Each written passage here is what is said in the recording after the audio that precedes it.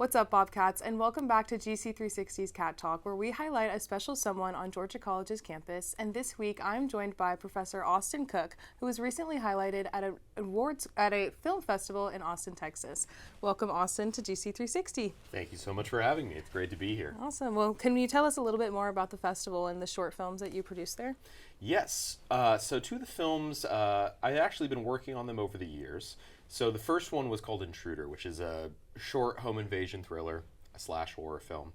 And we filmed that with no money, back even before I'd actually been able to come out to Milledgeville and Georgia College. Oh. And then we also worked on Here I Remain, which is sort of a surreal slasher film focusing on a slasher victim's like basically the end of their life and how they have their life flash before their eyes and they think about the most important moments in their life. Very cool. Yeah. Awesome. And I understand one of these won an award, correct? Yes, so Here I Remain won Best U.S. Horror Short, which was particularly exciting because the festival, Austin Revolution, was the first festival that I ever went to in any capacity as a young filmmaker. I started as a screenwriter, and this was our first set of films that we actually got into the festival. Mm-hmm. And we got 2 films in out of over 2,000 submissions, so it was really exciting. Wow. Knowing that we'd reached that level, and just to be surrounded by all these other filmmakers was really exciting. That's really awesome. Congratulations. Thank you. And where did that screenwriting process come from, the film?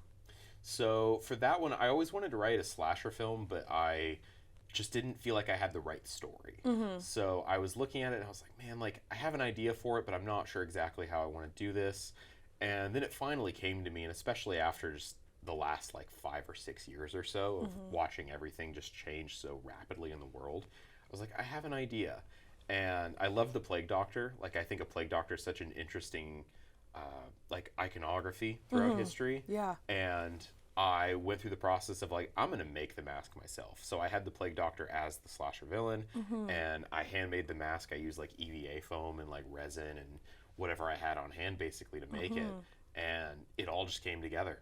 And with that, I was like, I feel really confident in this idea and the story that I'm trying to tell through, because really the story itself, it's not so much about a slasher villain. I mean, that's obviously a part of it, but it's really about just moving forward in the face of fear and accepting the reality of that life can be scary sometimes, but there's moments that we cherish along the way that are the most important aspect of it all. Mm-hmm. Being in your horror films class, you'd mentioned how important special effects and makeup and the sound and everything that comes together to really make the horror film. And you mentioned the resin making the mask for them. So I was curious about the creative process of creating those special effects with the makeup and sound and everything. Yeah, so the mask is essentially the only thing that I did on my own. Mm-hmm. Everything else was handled by a team of people who I was like, hey, I trust you to do this, and I'm going to, I'll offer some input every once in a while. Mm-hmm. But in reality, it was completely that team, and it was led by a student here. She's in theater. Her name's Josie Maddox, and she was responsible for the eye prosthetic. I'm sure you've seen the film, but yes. The eye prosthetic was her creation, the edible blood, wow. and just the blood in general was done by that team. Josie was the lead on it, but also we had Danny Duran and Dana Hoffman, Michael Tomasi, Lily Murphy. They all had a hand in helping apply that makeup and make sure that it looked as realistic as possible. Mm-hmm. So as a team, they really did a really wonderful job in bringing that to life. They really did. That's so cool. And what is that experience like, getting to work with current and former students on a project like this? It's amazing. It's really inspiring, because for me, I always looked up to my professors, but I never had as close of a working relationship with them. Mm-hmm. And something I really like about the students here and just about Georgia College as well too is there's such a strong bond, especially on a professional and academic level, that I felt that I was fully capable of trusting them. And I was like, hey, there's a lot riding on this, quote unquote. Yeah. But I have faith in your abilities to, work in this capacity and really bring this to life. And they really came through. It was really amazing, and I couldn't stop bragging about them at the festival. It's my students are here, and they worked on this film, and look how great of a job they did. So yeah. I feel very honored and just privileged that I get to work alongside my students and people that I admire, and it really is just such a wonderful environment. Mm-hmm. That's so cool. I had no idea that the students went with you to the festival as well. Mm-hmm. That's a really awesome experience. But you mentioned previously that you started the film before you even got to Milledgeville. So how did that setting change, or the use of the settings of where you were impact the story and everything with the film? Yeah, so originally, like, it's really interesting because both films kind of had a lot of overlap. Originally, the short film that we produced earlier, Intruder, I was going to try and come up with, like, a masked character. And then eventually I was like, that doesn't feel right. So that slasher concept kind of just got broken down into a simple home invasion thriller. And we filmed that in our apartment in Austin back in 2023. And I was like, I'll get back to the slasher thing. Like, that'll come eventually. And actually, March of last year, so almost a year ago, I was like, the idea's there. I have it coming. And all I knew is that we just needed a space. The local area has been very welcoming in terms of, like, providing space for that. Yeah. And we had to adapt a little bit, but actually my landlord was like, hey, like, I asked him, I was like, can we use the house next door? Because no one's living there. We'll clean it up. We'll do all that. And they were so gracious enough to allow that. So That's I was like, awesome. oh my gosh, because locations and filming is Yeah. such a nightmare sometimes. Yeah. And we were so lucky that people were, like, not only, like, gracious enough to let us do that, but so, like, excited about it. They're like, you have to, like, let us know how this goes. We want to see some progress on it. Like, that's really exciting. That is really cool. So it was like a really welcoming environment, whereas like the first film was like almost filmed guerrilla style around my own apartment. Like, we had to move our cats. We had to make sure that they had a space to be, because not only are they talkative, but they love to just be right next to you. So, like, navigating those hurdles was interesting, whereas, like, here we didn't have to worry so much about the filming space or, like, moving our cats. It was just like, it's right next door. That's perfect. So that it is so worked out. convenient. That's awesome. And I wanted to ask you about the direction and that process. And you mentioned how both of these films are different genres of horror films. Which one do you think has been more challenging to direct, or was there a specific moment of either film where you had a big challenge with that? I would say that there's different challenges. Intruder was interesting because it was the first one I did out of college. So I directed in college, and then I geared most of my attention towards screenwriting. Gotcha. Especially, like, when I went into my graduate program, like, it was feature screenplays, a TV pilot. Everything was focused on writing. And after that, I was like, I need to get back into directing. So the hardest part was just going, okay, having confidence in my decisions and my direction and finding out what to do was a really hard jump. Here I Remain is the first time I've had a crew of more than 4 people, because it's usually like myself, my friends, and then the actors also, like, they're like holding lights or like helping out with the props, and basically behind the camera we'd switch off. So if I'm not in a shot, I'm holding the camera. And with Here I Remain, it was more about delegating. So I was like, hey, I need you to do this, this, this, and this. This is what I want. This is what I'm looking for out of it. So, like, the big challenge for me on Here I Remain was basically forcing myself to go, no, you don't have to always be the one doing things. You have a team. Right. And it was so efficient. It worked so well. We filmed over like 3 days. I don't think like the second day was a big day because we had to go from outside to inside and then set up this entire set. Yeah. So that was like 8 hours, which, like, it sounds like a lot, but in filming that's nothing. Yeah. Like, generally it's 10 to 12 minimum. So I was like, oh, this is amazing. We're doing it. Yeah. And that's so awesome. it went faster because it wasn't just like, I'm going to do everything myself, which is very much like an indie filmmaker thing to do. But that was the big challenge for me, was getting accustomed to the fact that I have a team of people who are willing to work with me on it. So that was the hard part for me. No, that's totally understandable. Just right, you delegating those assignments and everything. And I'm curious as to how the budgeting worked with those movies, because you mentioned that this is your first time working with more than 4 people, and so, like, adjusting to that aspect of it all, I'm curious to hear about. Yeah. So Intruder was made for about $50. Wow. I had a camera on hand. We used a Lumix S5. And I think most of our money went towards, like, the food that I got for everyone there, all of the 4 people that were working on this film. And then like a shower curtain that we could destroy if needed, because there's a scene involving, like, a shower curtain getting, like, torn. And that was pretty much it. Everything else we had already had on hand. That's awesome. With Intruder, we had about $800.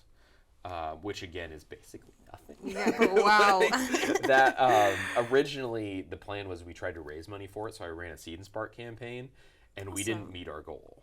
So we didn't meet 80% of our goal, which we were looking for about $5,000, because like comfortably, like, for a short film like that's a stretch, but it's doable. And because of that, we didn't get any of the money from that campaign. So all the money we raised didn't go to anything. Shoot. And like it's a bummer, but it's also like that's funding falls through all the time on filmmaking. So I was just like, all right, that's one setback. And I was considering, I was like, do I postpone this? Do I push it back? Do I cancel it and then try and film it another time?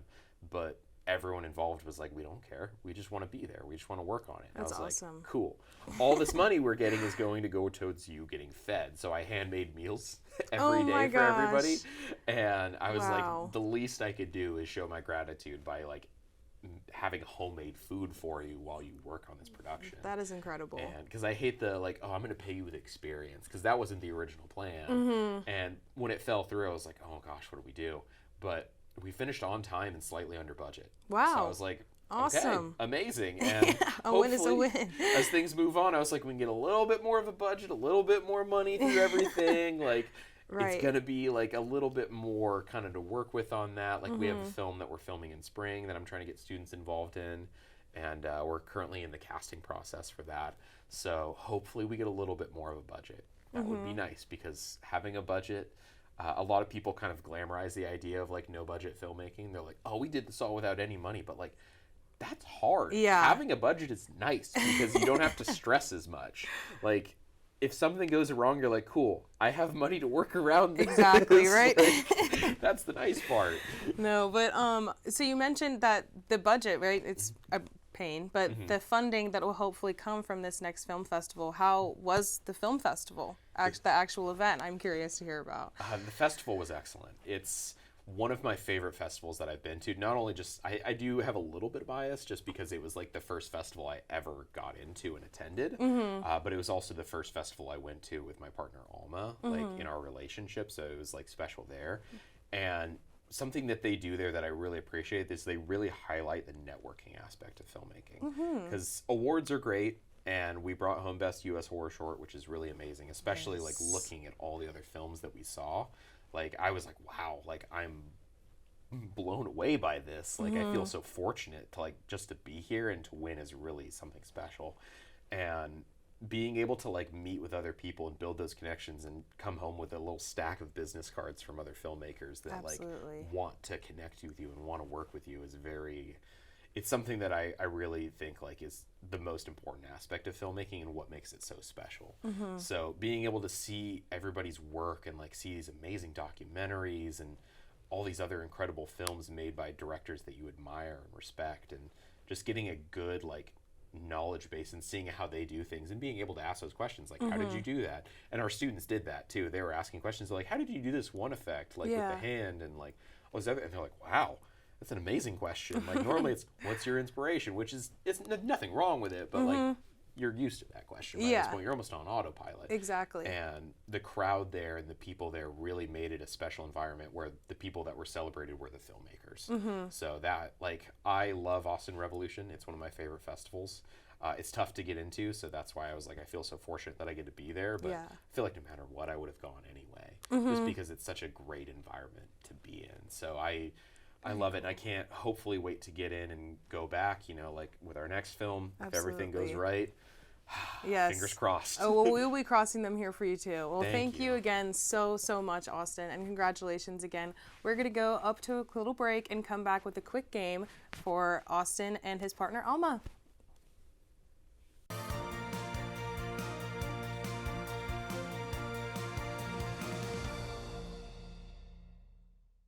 Welcome back. Right now we are going to start with a little bit of a game and play with our competitive sides. So we're going to do a little bit of combination between Fear Factor with our horror fanatics and what's in the box. So let's get started. Are you guys ready? Yes. Here we go. We don't need eyes to see. Okay. Woo, you can open your eyes and then go ahead. Guess what's in the box? I really... Ew! Is that corn and petroleum jelly? Not quite. Ew. Is it a cucumber? Ew. No. Oh. Wait, stop hogging I don't like that. Stop hogging it. It's almost like those like scented things. The scented Why does things? it open? Oh? Is it? Does it open? Wait, hold on. I just pulled something out of it. Uh-oh. What is that? Okay, it's spilling out, so it has like a corn. Oh, thanks. It has like a corn exterior, but Is then it? Hold on. That's goo. Here, It's like- here, it's grab my hand. just Grab my hand. slime. Down. There you go. Yeah, there Yeah, you it's go. Yeah, slime. that is ooey gooey. Oh, it is definitely ooey gooey. Is Is that it, oh no! Don't touch is it. that your final guess? Yeah, I Ooey think gooey? it's slime. Is ooey gooey a thing? Is that like a brand name? But like, what is the container? Okay, I know. I'm more mad about the texture of it. It's You like know a what? corn I think on it's the like a cob bear. thing. I think we're gonna A go best bear? with ooey gooey. Do you guys want to see what it is? Yeah. You can turn her over. Let's turn over the box. Oh, Is it Jello? It's ooey gooey. it's ooey gooey. Oh! What is this? Oh, It it's is just a- ooey it's just gooey. a little guy. Ah! I love that. Oh my god. Oh my gosh, that was. I didn't hate that. No. This is... Maybe All that says right. more about me. We have napkins for you guys too, for Honestly, sure. I think it's that the aftermath of left it, where I'm just like, nothing. ooh, it hasn't left yet. Say- But it's literally an ooey gooey. The ooey gooey never goes, I feel like but my I hands are think we're ready for our moisturized. next object. Okay. More objects. All right, I'm gonna close your eyes. Yep, yep. get red 40 right into my eyes. All right, and you can open and guess what's in. Is it a stuffed thunder? What? No.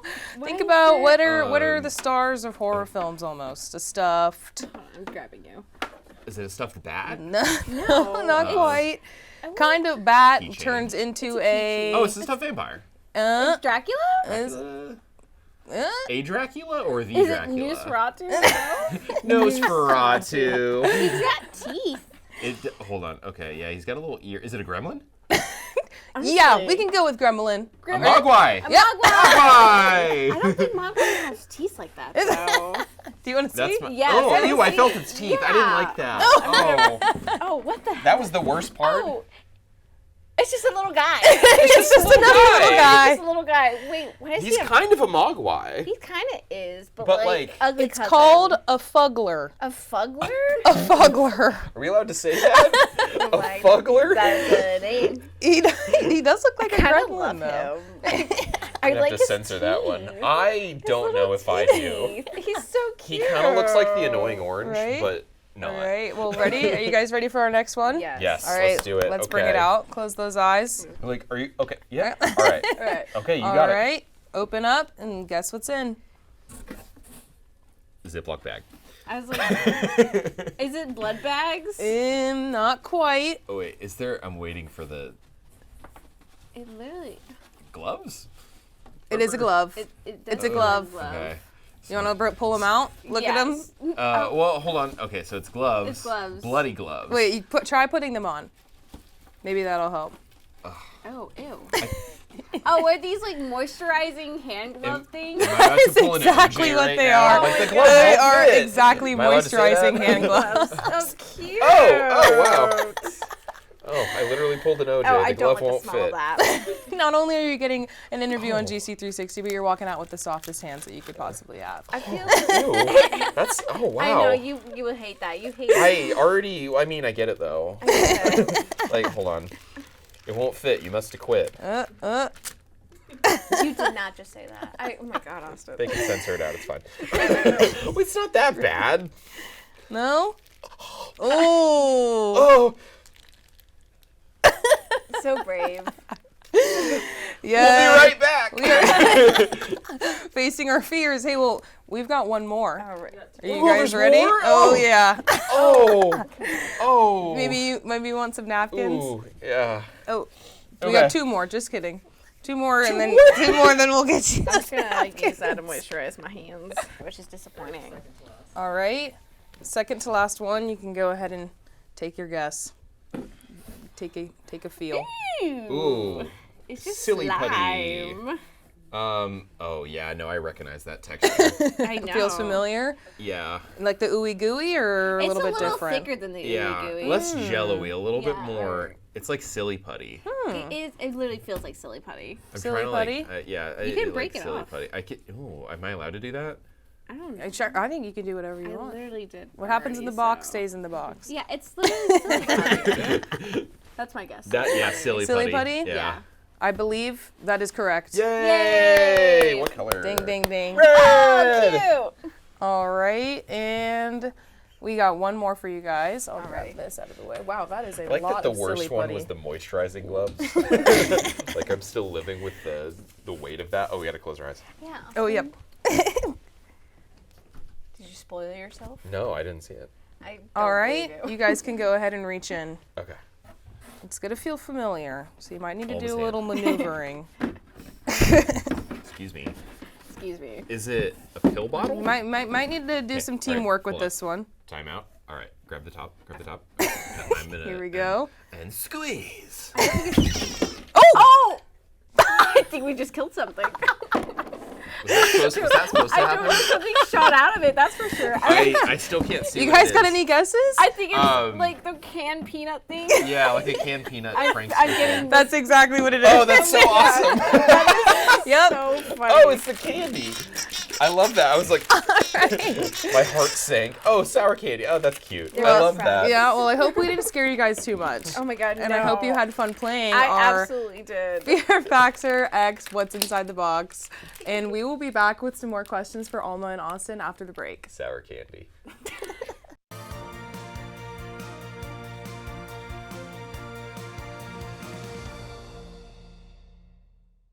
Welcome back, Bobcats. Right now we're going to dive back into some questions, but this time for both Austin and Alma. So I wanted to ask you guys where your love for horror films first came from. Oh man, I think it was just late night TV. I have a very distinct memory of staying up and sleeping in the living room with my siblings and watching The Puppet Master. And that was my first love, one for puppets. I love puppets, but two for horror movies and such. And I've just kind of kept watching ever since then. Yeah, that's nice. What about you, Austin? So for me, I grew up watching Scooby-Doo, actually, like Zombie Island. That was my gateway into it. But eventually I graduated into the original Halloween and then watching Scream on demand. Like if anybody remembers On Demand, where you would actually go and have to rent a movie, purchase and rent a movie through cable. Oh my gosh, So yeah. I started there and then started watching Evil Dead, and my parents were like, "What are you doing?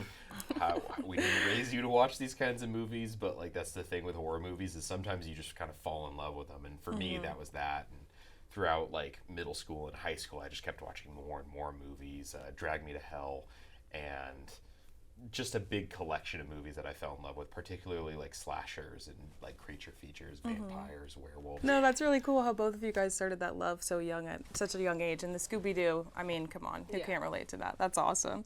But this one is kind of funny, but I wanted to ask you guys how long you think that you would last in a horror film, and if there are any pro strategies that you guys would take up on. I feel like modern horror films, I would survive longer. Because, they let brown people live longer now.